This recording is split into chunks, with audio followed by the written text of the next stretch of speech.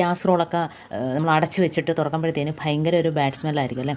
അപ്പം അങ്ങനെ ഇല്ലാതിരിക്കണമെങ്കിൽ ഇപ്പോൾ നമ്മൾ ചപ്പാത്തി നമ്മൾ കഴുകി ഉണക്കി വൃത്തിയാക്കി അടച്ച് വെച്ചാൽ പോലും നമ്മളിപ്പോൾ ചപ്പാത്തിയൊക്കെ ചുട്ടു വെക്കാൻ നേരം അത് തുറക്കുമ്പോഴത്തേനും ഒരു സ്മെല്ല് കാണും. ആ ഒരു സ്മെല്ല് ഇല്ലാതിരിക്കണമെങ്കിൽ നമ്മൾ ഇതേപോലെ കാസറോളിനകത്ത് കുറച്ച് ഉപ്പ്, ഒരു ടേബിൾ സ്പൂൺ അളവിൽ ഉപ്പ് ഒരു പാത്രത്തിനകത്തോട്ട് ഇട്ടിട്ട് ഇതേപോലെ ഒന്ന് അടച്ച് വെക്കുകയാണെങ്കിൽ ആ ഒരു സ്മെല്ല് നമുക്ക് കാണത്തില്ല തുറക്കുമ്പോൾ കേട്ടോ. ചിലർക്കൊന്നും ആ ഒരു സ്മെല്ല് ഇഷ്ടപ്പെടില്ല. അപ്പം പല സൈസ് കാസറോൾ ഉണ്ടല്ലോ, അപ്പം ചിലതിലൊക്കെ ഭയങ്കര ഒരു സ്മെല്ലായിരിക്കും നമ്മൾ അടച്ച് വെച്ചിട്ട് ഇതേപോലെ തുറക്കുമ്പോൾ. ഇതേപോലെ ചെയ്തെടുത്താൽ മതി. നമ്മൾ ഇതേപോലെ ശർക്കരയൊക്കെ മേടിച്ച് പാത്രത്തിലോട്ടാക്കിയിട്ട് വയ്ക്കുമല്ലോ, കുപ്പിയിലൊക്കെ ആക്കി വയ്ക്കുമ്പോഴത്തേനും കുറച്ച് ദിവസം കഴിയുമ്പോഴത്തേനും എൻ്റെ പുറം ഭാഗമൊക്കെ ഒരുമാതിരി പൂപ്പലടിച്ചാണ് ചീത്തയായി പോകാറുണ്ട്. ഒരു ശർക്കര നമ്മൾ ഉരുക്കിയെടുത്താൽ പോലും ഒരു പുളിപ്പായിരിക്കും അല്ലേ. അപ്പോൾ അതൊന്നും ഇല്ലാതിരിക്കണമെങ്കിൽ നമുക്ക് ഇതേപോലെ ഒരു സ്വല്പം ഉപ്പുപൊടി ഒന്ന് ഇട്ടിട്ട് നമ്മൾ ടിന്നിനകത്തോട്ടൊക്കെ ആക്കി വയ്ക്കുകയാണെങ്കിൽ നമുക്ക് ആ ഒരു ബുദ്ധിമുട്ട് ഒഴിവാക്കി കിട്ടും കേട്ടോ. ശർക്കരയൊന്നും കേടുകൂടാതെ കുറച്ച് നാളുകൂടെ അധികം നമുക്ക് സൂക്ഷിക്കാനായിട്ട് പറ്റും. പാത്രത്തിനകത്തോട്ടാക്കി വയ്ക്കുക ഉപ്പ് കുടഞ്ഞിട്ട്. അടുത്ത ടിപ്പിലോട്ട് കിടക്കുക. അപ്പോൾ നമ്മൾ സവാളയൊക്കെ അരിയാൻ നേരം ഭയങ്കരമായിട്ട് കണ്ണ് എരിയും അല്ലേ. അപ്പോൾ അങ്ങനെ ഇല്ലായിരിക്കണമെങ്കിൽ ഇതേപോലെ ഒലിച്ചതിന് ശേഷം ഫ്രിഡ്ജിൽ വെച്ചിട്ട് 2 മണിക്കൂർ കഴിഞ്ഞ് തണുത്തതിന് ശേഷം അരിഞ്ഞെടുക്കുകയാണെങ്കിൽ അത്രയും ആ ഒരു കണ്ണ് എരിയത്തില്ല കേട്ടോ. അതല്ല എങ്കിൽ ഇതേപോലെ ഒരു പാത്രത്തിനകത്ത് വെള്ളത്തിലിട്ട് വയ്ക്കുക.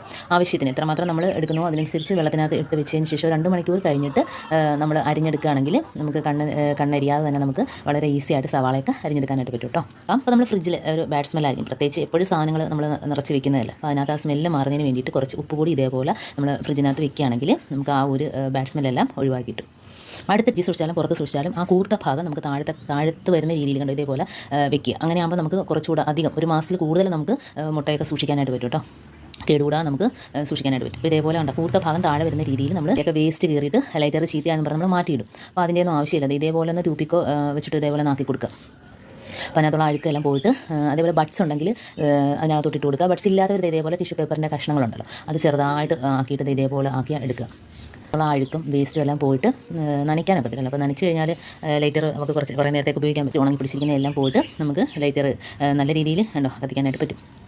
അതുപോലെ അതിൻ്റെ പുറം ഭാഗമൊക്കെ കണ്ടോ നനഞ്ഞിട്ട് തുരുമ്പിക്കും, നമ്മൾ സ്ഥിരം ഉപയോഗിക്കുന്നില്ല. അപ്പോൾ അത് പോകുന്നതിന് വേണ്ടിയിട്ട് നമ്മളൊരു ടിഷ്യൂ പേപ്പറിനകത്ത് കുറച്ച് ഉപ്പ് കൂടി എടുക്കുക.